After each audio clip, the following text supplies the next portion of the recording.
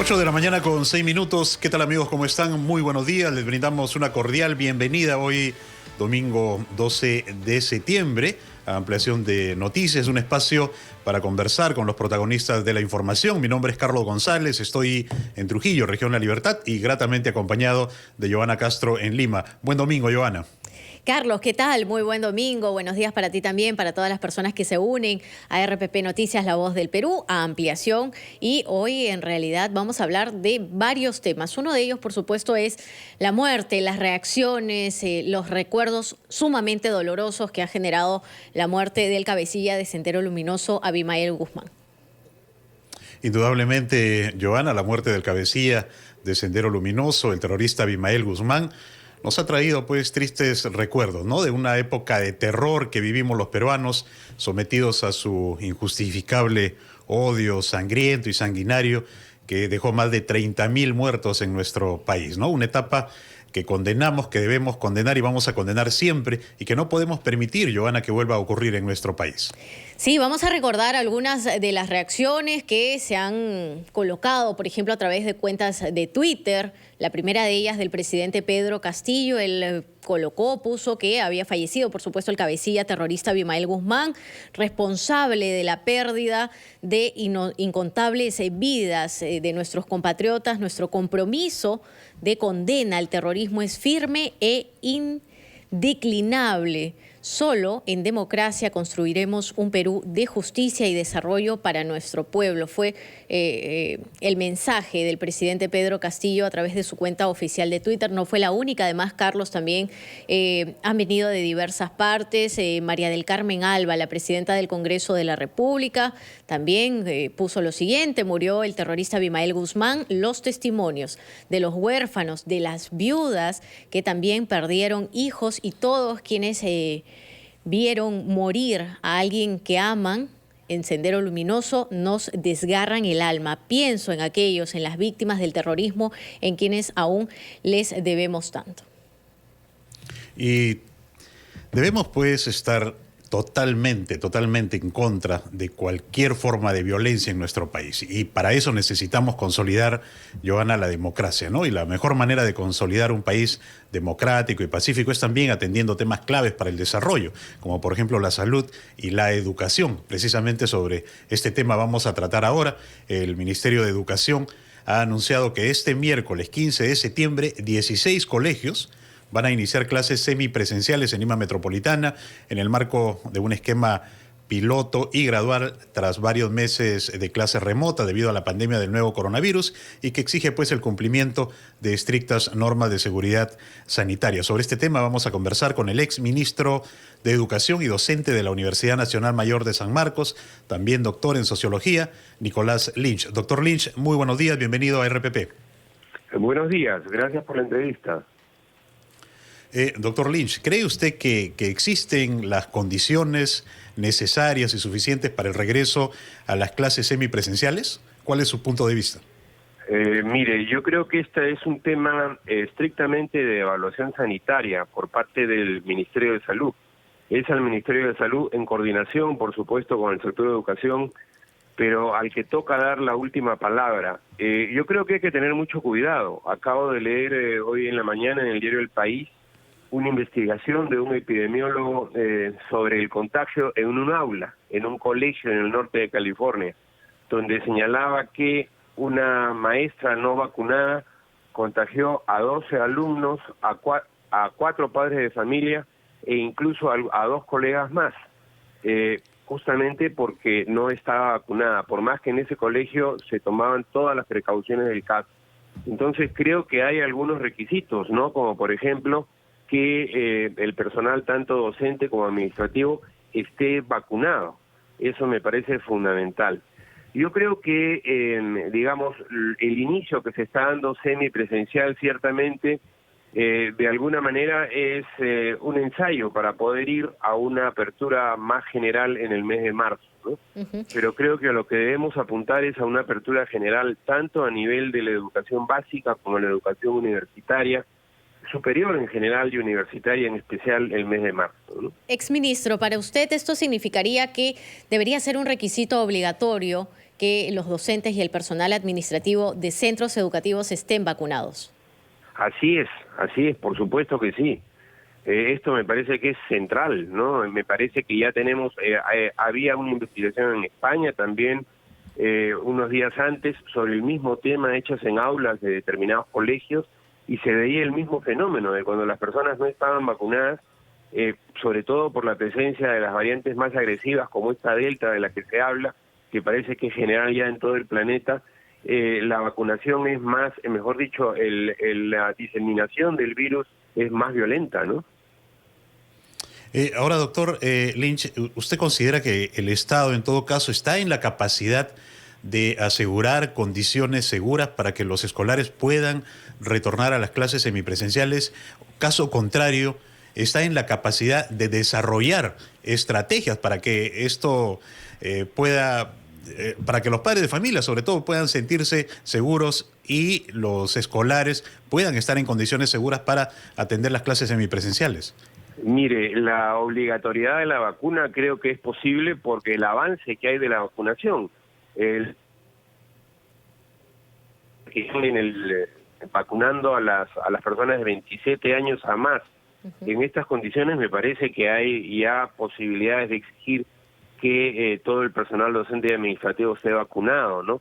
Si hay alguien menor de esa edad, bueno, yo creo que se puede hacer una gestión especial entre los sectores de educación y salud para que rápidamente esto se corrija, ¿no? Entonces, eso sí me parece fundamental, ¿no? Y de aquí en adelante yo creo que sí, el horizonte de marzo nos tiene que tener a todos ya vacunados, ¿no? Y me parece que el Estado además está cumpliendo en ese sentido. El nuevo ministro de Salud, como el anterior, están siendo bien enérgicos al respecto, ¿no? Y el país, hasta donde sabemos, tiene vacunas. Entonces me parece que hay que avanzar en ese sentido. Por supuesto, no es la única barrera contra el virus que hay que cuidar. Hay varias otras que no son estrictamente vacunas, y eso ya depende pues de los protocolos y de la aplicación de estos protocolos. Y ahí creo que el aparato del sector de educación, con la ayuda, repito, de salud, es suficiente para poder aplicar esos protocolos, ¿no? Ahora, desde el Ministerio de Educación se ha informado que esta labor constante con el MINSA, con el Ministerio de Salud, ha significado una evaluación, por ejemplo, de camas UCI, de número de personas contagiadas con COVID-19, de fallecimientos también cada 2 semanas. Pero hay que recordar que también han dejado claro el mensaje de que la vacunación no es obligatoria. En todo caso, ¿qué hacer también con esa brecha de docentes que existe que no se quieren inocular? Mire, yo creo que, y bueno, el propio presidente Biden el día de ayer en un mensaje a la nación en Estados Unidos ha señalado que el gobierno federal a todas las instancias que dependen directamente de él va a señalar la obligatoriedad de la vacuna, y también a las empresas de 100 trabajadores o más, ¿no? Imagínense, si eso viene de Estados Unidos, un país que ha tenido una gran gestión a pesar de los movimientos antivacunas, vacunando a su población. Bueno, yo creo que no podemos exponer a los niños y a los jóvenes a una situación en que administrativos y docentes no estén vacunados, ¿no? Me parecería una falta de responsabilidad muy grande. Yo soy un partidario de las clases presenciales, créanme, tengo 67 años, 42 de profesor de San Marcos, y no hay nada más que quiero en este momento que volver a ver a mis alumnos en directo, ¿no? Sí, precisamente. Aburre. Precisamente, doctor. A distancia, sobre los beneficios de las clases presenciales vamos a conversar. Le pido, doctor Lynch, que nos espere unos segundos y luego continuamos con este interesante diálogo. Vamos con nuestros anunciantes, Giovanna, y regresamos con más en la ampliación de noticias aquí en RPP, La Voz del Perú.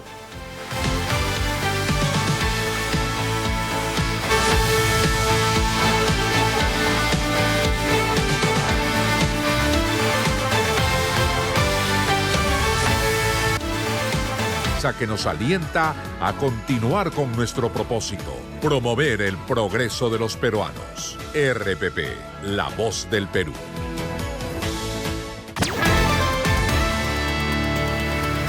Las noticias no se detienen. Por eso te mantenemos al tanto de lo que sucede en el Perú y el mundo. Soy Carlos Villarreal y te acompaño en la rotativa del aire, edición tarde. De lunes a viernes a la 1 de la tarde por RPP, La Voz del Perú.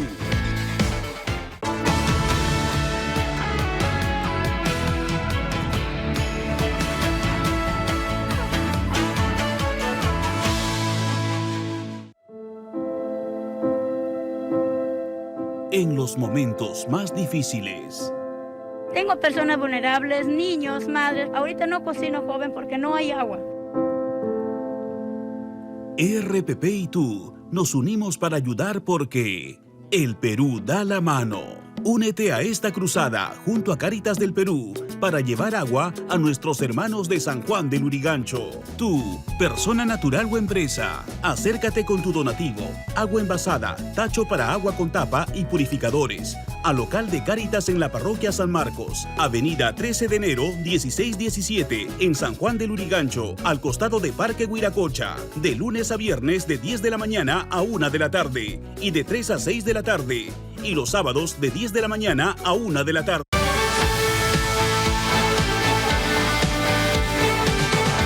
Mañana con 17 minutos estamos en un diálogo con el ex ministro de Educación y docente de la Universidad Nacional Mayor de San Marcos, el doctor Nicolás Lynch, junto con Joana Castro en Lima. Estoy con ustedes, Carlos González, aquí en Trujillo. Estamos analizando la importancia del retorno a las clases semipresenciales de los escolares en nuestro país, ¿no? Y qué tan necesario es dar este paso teniendo en cuenta las condiciones, la infraestructura que tiene el sistema educativo. Doctor Lynch, nos estaba conversando precisamente sobre las ventajas, ¿no?, de las clases semipresenciales. ¿Qué tan importante es la enseñanza física, la enseñanza presencial para la formación educativa de un escolar, de un universitario, y que no se puede lograr en la modalidad virtual? Mire, me quisiera referir sobre todo a la universidad, ¿no?, que es lo que directamente me compete. La universidad, desde que empezó alrededor del año 1100 en la Sorbona, en París, se entendió siempre como un encuentro entre profesores y estudiantes, ¿no? Incluso en la antigüedad clásica, Platón reflexionaba paseándose por Atenas con sus estudiantes. O sea, es muy importante el contacto, la interlocución, el intercambio, el conocer a los estudiantes. Yo pienso que en la enseñanza universitaria esto es central. Y por supuesto no desmerece esta época en la que nos hemos acostumbrado al uso de técnicas de enseñanza remota. Las podemos integrar perfectamente a la educación presencial, pero no creo que el desarrollo tecnológico llegue a reemplazar a la modalidad presencial, ¿no? Me parece que vamos hacia el futuro a una combinación.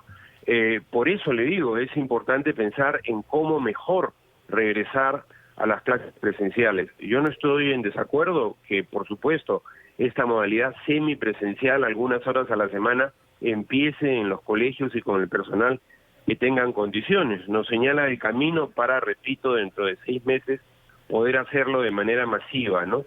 Pero sí creo que hay que tener 2 cuestiones en mente. Primero, hacerlo con cuidado, y segundo, entendiendo el valor de la presencialidad, ¿no? Doctor Lynch, ya viéndolo desde el plano educativo, desde el docente, desde el maestro, ¿qué tan complicado también o a qué reto se enfrenta un profesor cuando maneja tanto la modalidad semipresencial, pero también tiene que dedicarse, por supuesto, a aquellos alumnos que sus padres han decidido no enviar a sus niños y adolescentes a las aulas, aún por diversos motivos? Fíjese, lo primero es que en la modalidad, digamos, a distancia, los profesores, creo que de educación básica y educación universitaria, hemos enfrentado la precariedad, por supuesto, unos más que otros, ¿no? Y al mismo tiempo los estudiantes. A mí me toca ver que la mayor parte de mis estudiantes se conectan por celular y, por ejemplo, tienen la cámara rota, ¿no? Entonces, a la hora de que quieren hacer una exposición, que yo generalmente les pido, por favor, que activen la cámara para ver quién está haciendo la exposición, ¿no? En fin, hay estudiantes que no pueden, y he comprobado que no pueden hacerlo, ¿no? La universidad, a la hora que ha ido a aliviar este tema, por la falta de recursos, no ha podido ir sino a entregarles chips a los estudiantes, ¿no? Y a los profesores a entregarnos pequeños routers móviles, pero desafortunadamente fueron de muy mala calidad, y en la mayor parte de los casos no sirvieron mucho, ¿no? Pero nos debatimos en una gran precariedad. Entonces, yo creo que el Ministerio de Educación y en general el sistema universitario debe avanzar a tomar estas lecciones de la pandemia y cubrir esta precariedad. No tenemos un sistema nacional de educación a distancia, ¿no? Curiosamente, solo existió con el Instituto Nacional de Teleeducación con la reforma de Velasco hace 50 años. por supuesto con otra tecnología y en otra época, pero no se ha vuelto a repetir un esfuerzo similar. El plan Huascarán, cuando yo estuve en el ministerio, era prácticamente un piloto que no se siguió. En fin, de esta pandemia hacia adelante necesitamos un plan nacional de educación a distancia con la tecnología y, por supuesto, el sustento económico para el punto. Y también necesitamos reparar lo más pronto posible esta precariedad que hay en los profesores y en los colegios para poder brindar todos los elementos a distancia del proceso educativo, que no existe. O sea, en la universidad hemos tenido entre un 20 y un 25% de deserción. En los colegios, la mitad de ellos no tienen servicios de agua y desagüe y, por supuesto, de luz, no carecen de ellos para poder llevar adelante estas clases. Entonces, esas carencias básicas tienen que cubrirse de inmediato. Y acá no estamos hablando de ideología, izquierda, derecha, no. Acá estamos hablando de cuestiones elementales. Otra tragedia como esta, que nadie sabe cómo, si puede o no puede pasar, no debe agarrarnos como nos agarró esta, desarmados frente a la tragedia. Y ahora, doctor Lynch, Sí, lo estamos escuchando. Sí. Lo último es que, bueno, adelante. Los profesores hemos dado clase con nuestros instrumentos personales. Algunos tenemos mejores condiciones que otros, es cierto también, pero muchos usando su casa de aula, ¿no? Y esto es una cosa que muchas veces no se ve y no se toma en cuenta, ¿no? Nada más, sí. Claro, efectivamente, doctor Lynch, porque no solamente es una cuestión de cumplir, ¿no? De cumplir con las medidas sanitarias, con los protocolos de bioseguridad, sino que los colegios también presenten una adecuada infraestructura sanitaria. Y en ese punto, doctor Lynch, ¿cuál es el diagnóstico que tenemos que nos sirva como punto de partida para iniciar, ¿no? un proceso de transformación desde el Estado de la calidad educativa, teniendo en cuenta, como le decía, la infraestructura de los colegios? Mire, reparar los temas de los servicios básicos, ¿no? La cifra sólida, desafortunadamente sólida, del 50% que carecen de agua, desagüe y luz, por supuesto, una cifra gruesa, habría que desagregarla, es terrible, ¿no? Y ese es un problema de infraestructura inmediato para abordar. Por supuesto, muy caro debe ser el proyecto para enfrentar este tema, pero hay que hacerlo.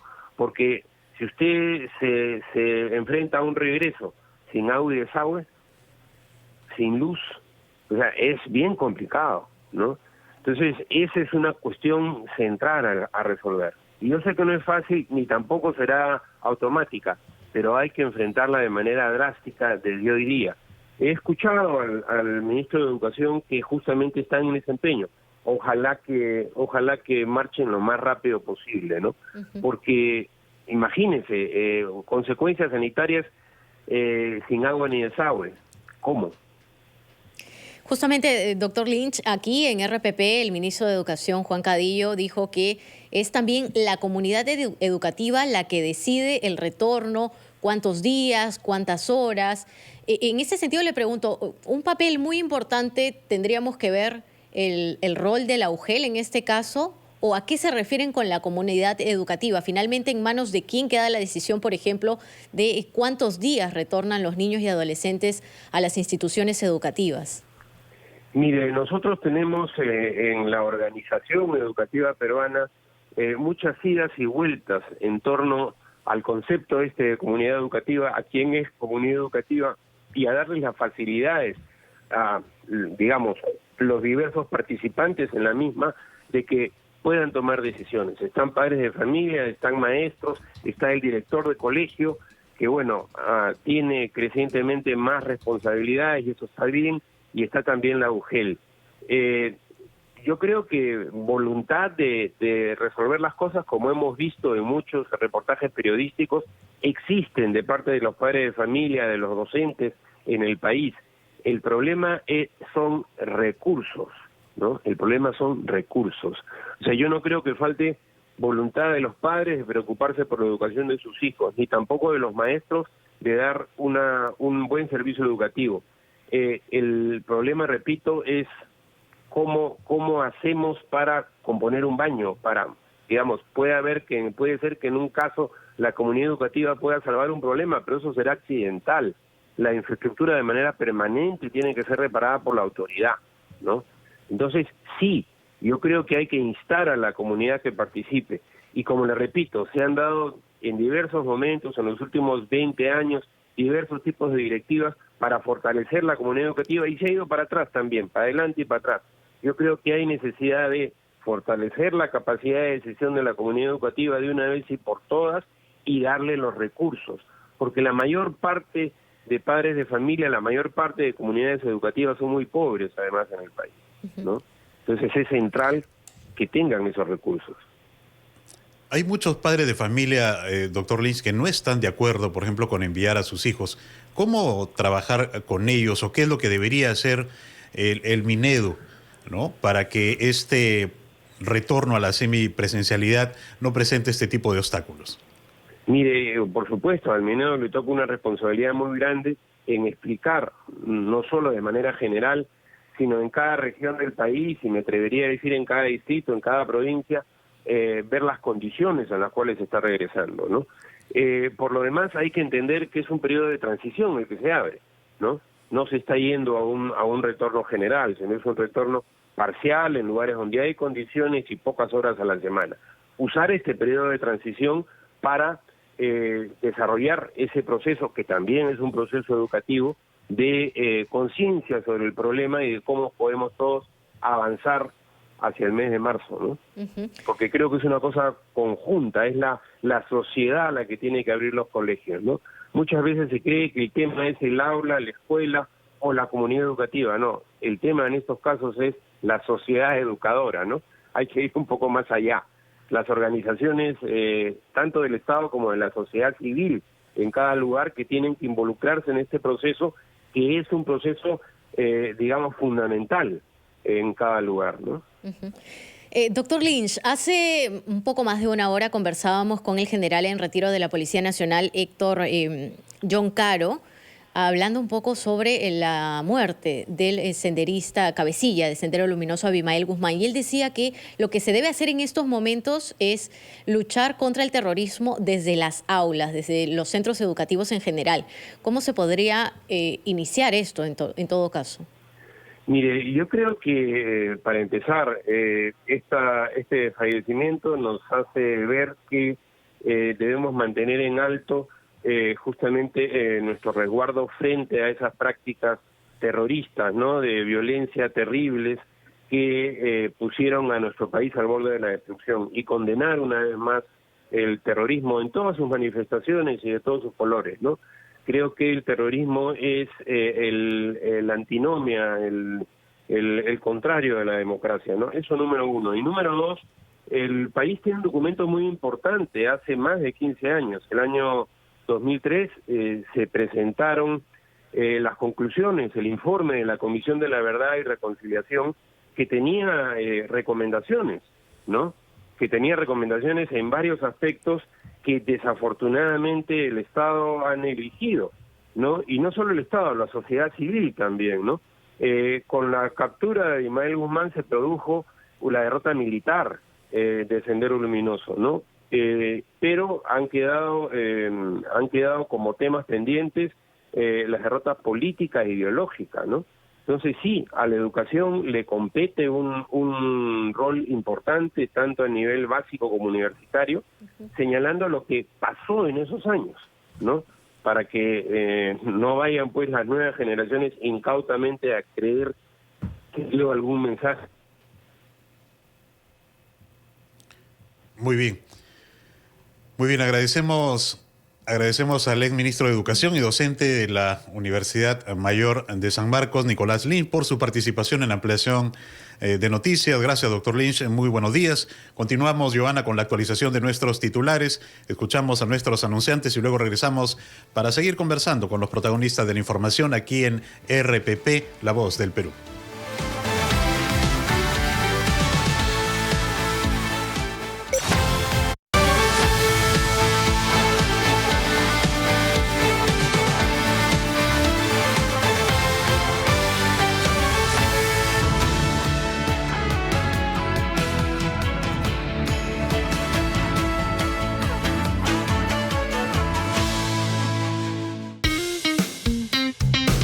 Lo más resaltante de la noticia te lo explicamos al detalle con informes, enlaces y entrevistas en vivo en Las Claves del Día.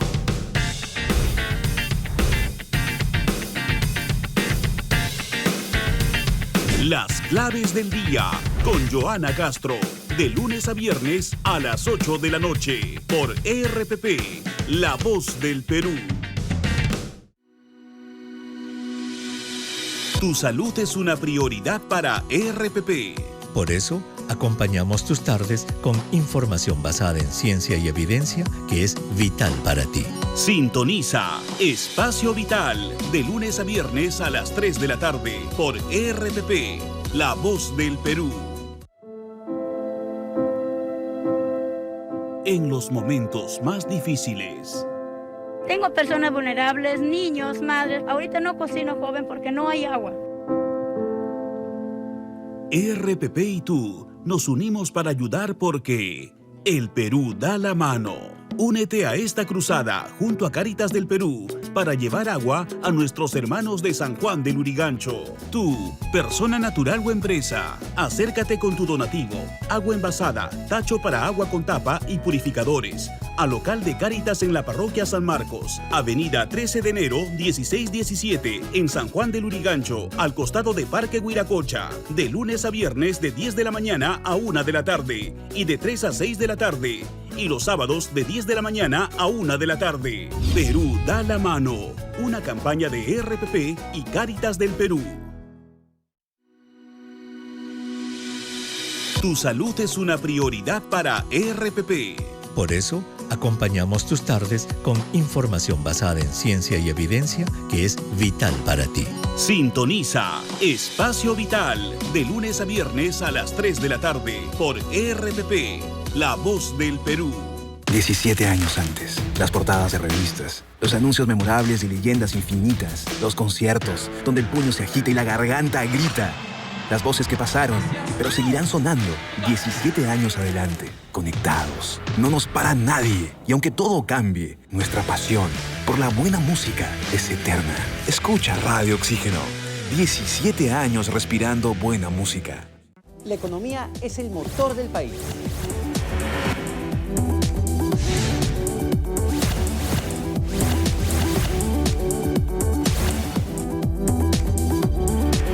Por eso te mantenemos informado de la manera más dinámica, útil y confiable para que tus decisiones sean las más acertadas. 8 de cada 10 trabajadores está en la informalidad. Soy Omar Mariluz. Acompáñame en Economía para Todos a las 4 de la tarde por RPP.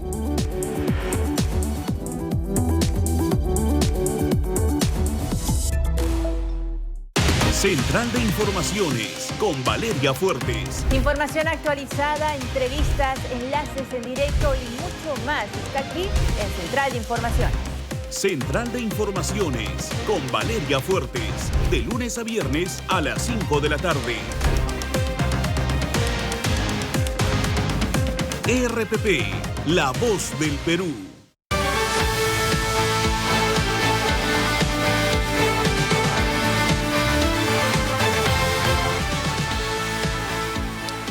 Ocho de la mañana con 35 minutos, Joana Castro en Lima y Carlos González en Trujillo los acompañan este domingo en ampliación de noticias en RPP, La Voz del Perú. Si bien hay un esfuerzo por avanzar en el proceso de vacunación contra la COVID-19, las cifras revelan que es necesario trabajar un poco más porque hasta el momento ninguna región llega a más del 50% de población con vacunación completa, es decir, con las 2 vacunas, ¿no? Y a esto hay que sumar que en los diferentes grupos etarios hay personas que no quieren todavía vacunarse. ¿Qué es lo que se puede hacer? Ya tenemos en comunicación al doctor Percy Minaya, médico epidemiólogo y ex viceministro de Salud. Doctor Minaya, muy buenos días, bienvenido a RPP. Buenos días, Carlos. Buenos días, Joana. Efectivamente, tenemos un avance importante en la vacunación, pero hay que recordar que todavía en este momento, sin recibir ni una sola vacuna, está el 59% de nuestra población. En una primera dosis, aproximadamente 43%, y los que han completado son 34%. Eso hay que saberlo porque es parte de los desafíos que tenemos. El desafío más importante es que la vacuna que llegue tiene que ser vacuna puesta y tener un crecimiento prácticamente diario. Las vacunatones, lo que estamos haciendo es importante, pero tenemos que acelerarlo. Como tú bien dices, Carlos, hay importantes grupos de la población que todavía permanecen sin completar su esquema de vacunación. Y ahí tenemos el riesgo. Ejemplo, entre los mayores de 70 a 79 años hay cerca de 270.000 personas que no se han vacunado todavía. Y entre los de 60 a 69, esta cifra son aproximadamente otros 400.000 personas. Es decir, tenemos un grupo que todavía está dentro de lo que todos hemos reconocido como grupos de riesgo que permanece sin vacunar. No hablemos aún de los otros grupos que, a pesar de haber iniciado la vacunación por tramos etarios, sus coberturas todavía son relativamente bajas. ¿Qué factores están interviniendo o han estado interviniendo para tener regiones en las que el proceso de vacunación está avanzando a buen ritmo? Por ejemplo, Tacna ya va a llegar al, si no me equivoco, 49% de su población con las 2 dosis, pero hay otras, incluyendo a Lima, por ejemplo, y a Moquegua, que el porcentaje no va a un buen ritmo, o como se esperaba por lo menos. ¿Pero qué factores hay detrás de estas cifras? Comunicación en primer lugar, Joana, comunicación que es parte de lo que hacen ustedes, pero que además tiene que reforzarse en los niveles locales, especialmente en las zonas donde sabemos que no se han logrado coberturas sustantivas. Cuando nosotros examinamos el mapa de coberturas, generalmente lo vemos a nivel de regiones, muy pocas veces a nivel de distritos y menos todavía en zonas. Entonces, pero eso es perfectamente posible de realizar si es que nosotros movemos la estrategia de vacunatón, por ejemplo, para aproximarlo a los grandes conglomerados en los conurbanos que tenemos, por ejemplo, las zonas de Coma, Caraballo, Ventanilla, que son lugares donde permanecemos con grandes bolsones de gente sin vacunar. Una mayor proporción en los distritos tradicionales de Lima sí está vacunada, pero nuestra periferia todavía adolece de estrategias que lleguen a ellos. Comunicación 1, segundo, desplazamiento de las intervenciones que no tendrían que hacerse solamente en estos puntos grandes de vacunatón. Ya es momento de comenzar a desplazarse porque este fenómeno no es de ahorita. Ya hace por lo menos un par de meses veníamos viendo que ha ido disminuyendo la contundencia de la intervención de los vacunatones. Existen unas brigadas, las brigadas Voy a tu Encuentro. Estas están localizadas de manera, digamos, minoritaria. Hay una proyección quizás a extenderlas y esto reduciría o mejoraría los porcentajes de personas vacunadas. Efectivamente, esas brigadas son parte de ese esfuerzo. Creo que eso hay que sumar un esfuerzo necesario con la comunidad organizada y con los propios municipios, porque ellos son los que conocen mejor su zona y que pueden además incentivar a la población a vacunarse junto con las autoridades sanitarias, ¿no? Pero se espera que se reciba este mensaje, porque solamente con las 2 dosis de vacuna nosotros podemos asegurarnos de que la población esté totalmente protegida. Aún hay un pequeño margen que puede que no alcance la protección, pero será minoritario.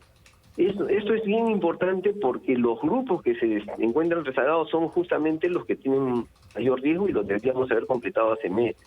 Ya el desafío de poder reducir la transmisión entre otro grupo de poblaciones vulnerables se da a través de la estrategia de vacunaciones por grupos quinquenales, donde se espera que los primeros que se puedan vacunar sean aquellas personas que tienen condiciones crónicas no transmisibles.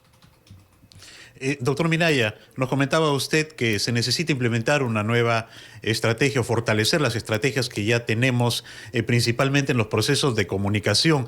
¿Qué elementos considera usted que se deberían reforzar, cambiar o mejorar para implementar una nueva estrategia? ¿Qué es lo que está pasando? ¿El mensaje cree que no está llegando y no está calando en la población porque le falta ser más incisivo, más persuasivo? Creo que, como en todo, hay una combinación de estrategias de comunicación. Las primeras no estuvieron mal, era vacunación masiva, en puntos especializados, centros donde se han realizado vacunaciones.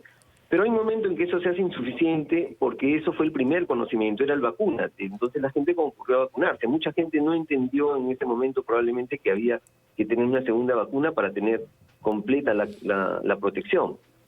Y eso obliga a una comunicación más de tipo hormiga, más de ver en las localidades donde no hemos completado la vacuna, más basándonos en grupos comunitarios, ver varios otros canales que pueden pasar por los centros donde las personas acuden regularmente, por ejemplo los mercados.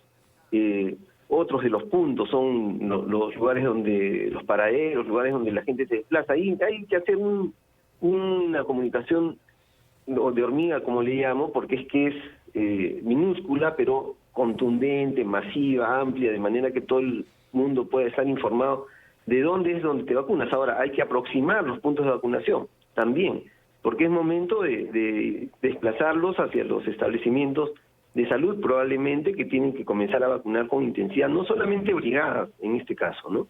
Ahora, los ciudadanos parecen haber olvidado también un grupo, no todos, por supuesto, el hecho de que se dio un rechazo a la vacuna del laboratorio Sinopharm, a la vacuna china. Sin embargo, esta fue la vacuna que se les colocó al personal de primera línea, fue la primera vacuna en llegar a nuestro país y se han dado muy pocos casos de reincidentes que han terminado en una unidad de cuidados intensivos. Quizás por ahí se debería reforzar ese mensaje. Entre otros, pero la vacuna más importante, o no la más importante, las vacunas que se recibieron los adultos mayores y una buena parte de nuestra población han sido vacunas de otras procedencias, Pfizer, AstraZeneca, y en ellas también vemos el fenómeno de que no se ponen las segundas dosis a todas las personas. Ahora, respecto a la vacuna Sinopharm, hemos hecho en el Ministerio de Salud en su momento y después a través del Instituto Nacional de Salud varios estudios. En todos esos estudios realizados por grupos independientes se corrobora que la reducción del riesgo de hacer una enfermedad severa y de fallecer es importantísima, casi en el 92% de reducción de riesgo de fallecimiento y 72% de riesgo de realizar una complicación, una condición severa. Y esto es probablemente si uno estratificara por no solamente el conjunto, sino por las personas que tienen condiciones crónicas especiales, esto podría hacer aún más efectivo en determinados grupos. Entonces, es una buena vacuna. Si bien es cierto, es otra tecnología, no es la tecnología que se utiliza en la fabricación de las vacunas norteamericanas, no deja de ser una de las vacunas que clásicamente se ha manejado.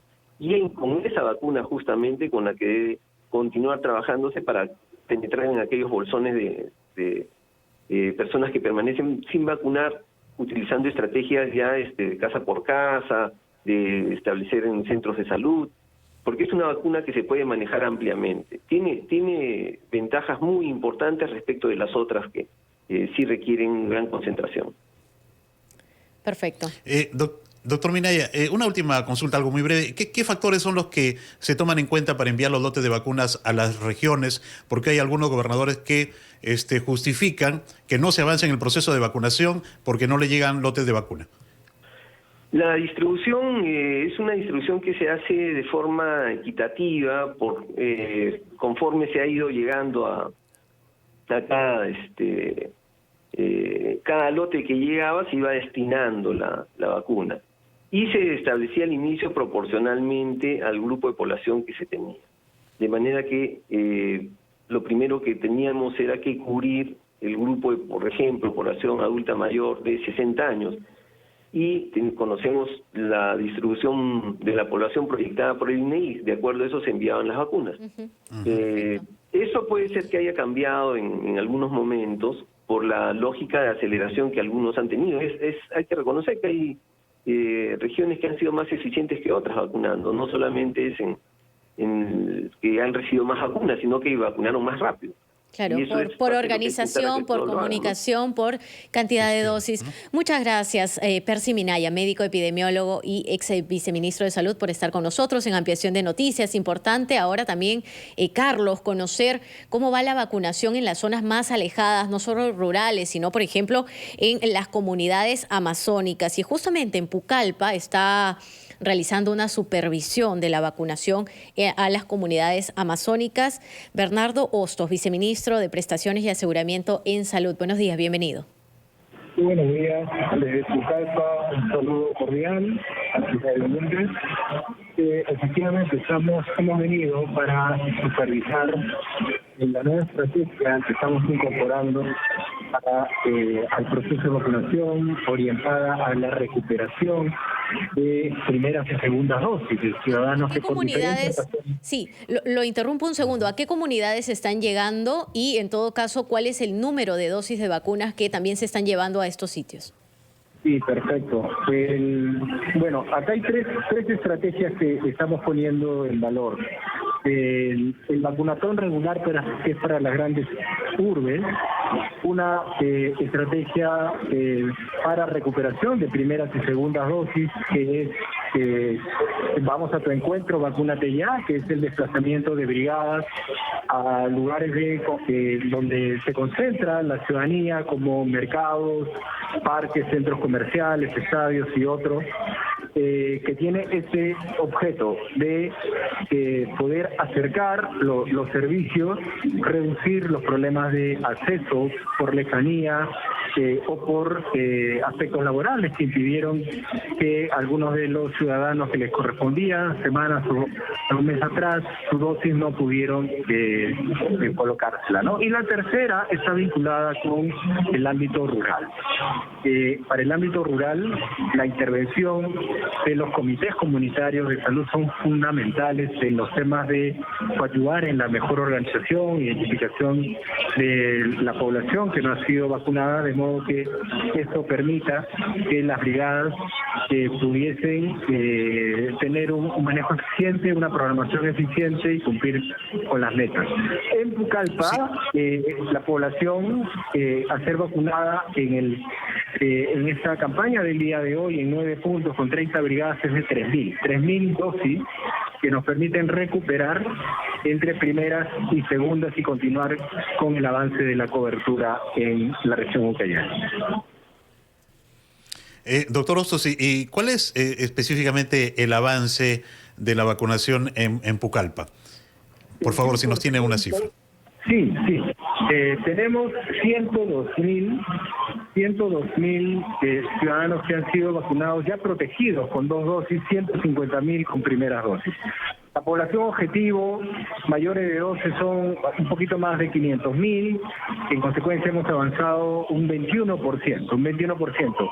Si tenemos en cuenta que el promedio de avance nacional a la fecha, con ya más de 8,8 millones de peruanos vacunados, protegidos con 2 dosis, que representan 31-32%, debemos nivelar el avance, un avance homogéneo. Tendríamos 10 puntos prácticamente de diferencia en la región Ucayali.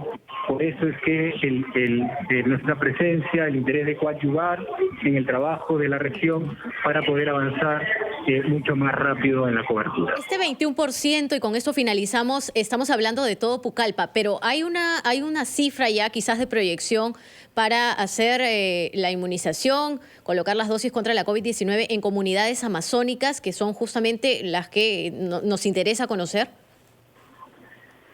Sí, efectivamente, esta semana hemos tenido la visita de un equipo ad hoc de modo de poder fortalecer el avance de lo que es la estrategia en comunidades indígenas, comunidades nativas, comunidades amazónicas.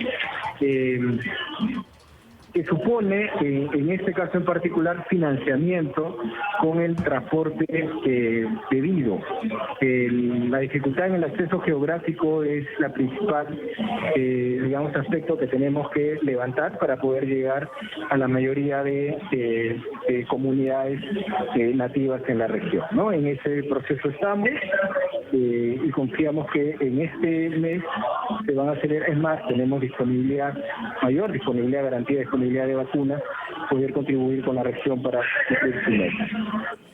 Muy bien. Agradecemos al doctor Bernardo Hostos, viceministro de Prestaciones y Aseguramiento en Salud. Él se encuentra en la ciudad de Pucallpa, implementando nuevas estrategias para avanzar en el proceso de vacunación. 21% en la región Ucayali-Yoana, el promedio nacional es 32%. Hay ahí todavía un trabajo pendiente. 8 de la mañana con 51 minutos. Vamos a escuchar a nuestros anunciantes y luego regresamos con más aquí en Ampliación de Noticias de los domingos en RPP, La Voz del Perú.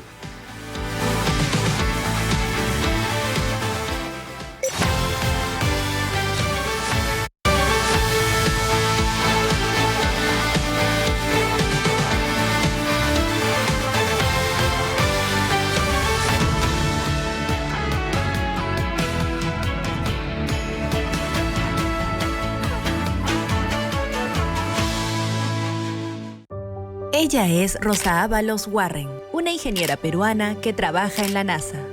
Desde pequeña siempre me encantó la ingeniería y quise cambiar la idea que era una carrera solo de hombres. Ahora trabajo en la NASA como gerente de misiones de vuelos tripulados y amo lo que hago. Solo el 31% de mujeres a nivel nacional trabajan en carreras de ciencias e ingenierías y necesitamos ser más. Trabajemos juntos para hacer que esta cifra crezca. Mujeres de Cambio es organizado por RPP.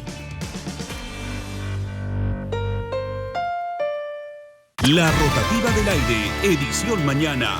Desde muy temprano te presentamos información útil y confirmada. Junto a nuestros reporteros y corresponsales en todo el país. Te llevamos la información directo en directo. Acompáñanos en la rotativa del aire, edición mañana. La rotativa del aire, edición mañana, con Jaime Chincha y Mabel Huertas, por RPP, La Voz del Perú. Las noticias cambian rápido, pero para nosotros es importante detenernos para analizarlas y debatirlas. Cada noche te presentamos entrevistas para poder entender lo que sucede a diario en el país. Soy Jaime Chincha y en el Perú de hoy, nada está dicho.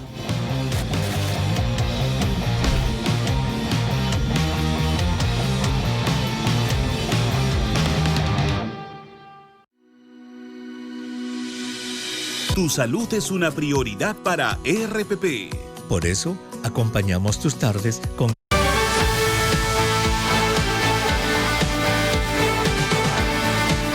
Con 54 minutos, Giovanna Castro en Lima y Carlos González en Trujillo los acompañan esta mañana en ampliación de noticias aquí en RPP, La Voz del Perú. Los vecinos de San Juan del Lurigancho sufren las consecuencias del desabastecimiento, Giovanna, de agua potable, ¿no? Esto tras un aniego que se presentó hace unos días. Ellos exigen a sus autoridades la solución definitiva de este problema. Lo cierto es que la falta de agua sigue siendo un grave inconveniente que se debe afrontar. Vamos a conversar sobre este tema con el señor Iván Lusic, presidente ejecutivo de la Superintendencia Nacional de Servicios de Saneamiento, SUNAS. Muy buenos días, señor Lusic. Un gusto recibirlo en Ampliación de Noticias. Muy buenos días, Carlos. Muy buenos días, Joana. Muchas gracias por la entrevista. Un saludo a todas las personas que nos están siguiendo.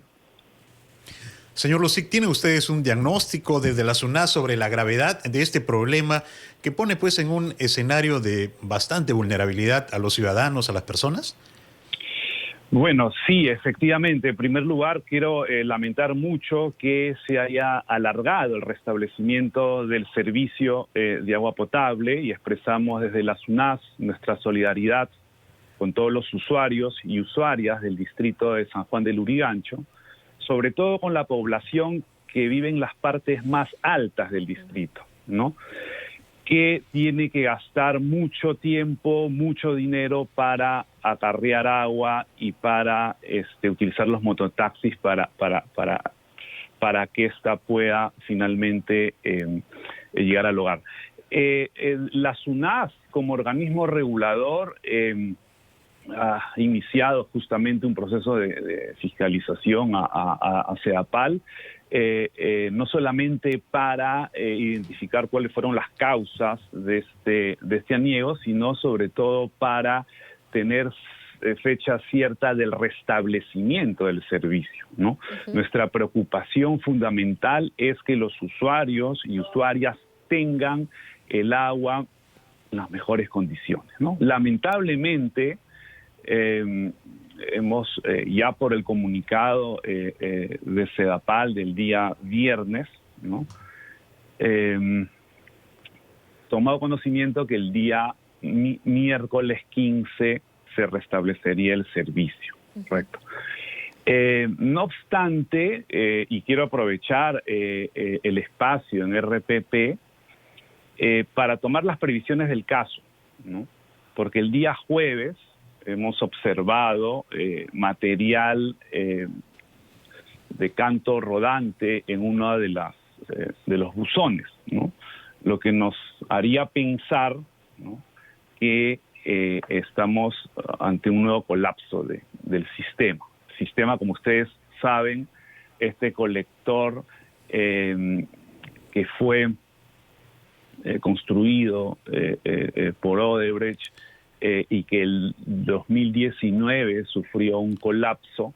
Señor Lucí, cuando dice usted que podría haber un colapso, ¿nuevamente se va a cortar el servicio de agua potable en algunas zonas? No, lo que me refiero es que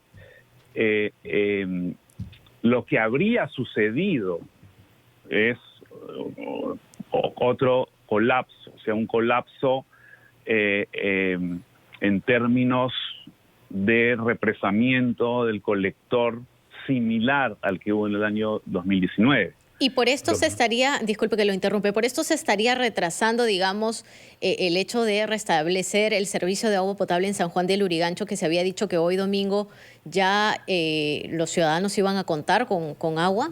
El retraso es porque el trabajo que se está haciendo a través de los contratistas de Sedapal no han culminado los empalmes. Ese es un nuevo bypass que se está trabajando uniendo lo que es, digamos, el sistema provisional con un tramo de lo que va a ser el sistema definitivo. El sistema definitivo a este problema que culminaría en noviembre de este año estaría sirviendo para resolver el problema actual, ¿no? O sea, la idea es hacer 2 empalmes y se está trabajando en ello y se espera que concluya el día miércoles 15 para empezar a restablecer el servicio. ¿Qué es lo que había fallado para que nos quede a todos, en realidad, más claro qué es lo que habría sucedido en San Juan del Lurigancho? Porque lo que sucede es que ya se habló de que, y esto vino desde información de Sedapal aquí en RPP, que los empalmes ya estaban listos, que las tuberías estaban listas y que todo retornaba a la normalidad hoy domingo. Ahora, al parecer, nos dicen que no, que se va a retrasar, que es hasta el miércoles, pero ¿qué es lo que ha sucedido en la zona de los trabajos? Lo que ha sucedido es materia de investigación, ¿no es cierto? O sea, porque no solamente la SUNADA, sino también la Contraloría están investigando qué es lo que realmente ha sucedido. Los indicios a partir del material rodante observado en los buzones nos darían a pensar, ¿no?, que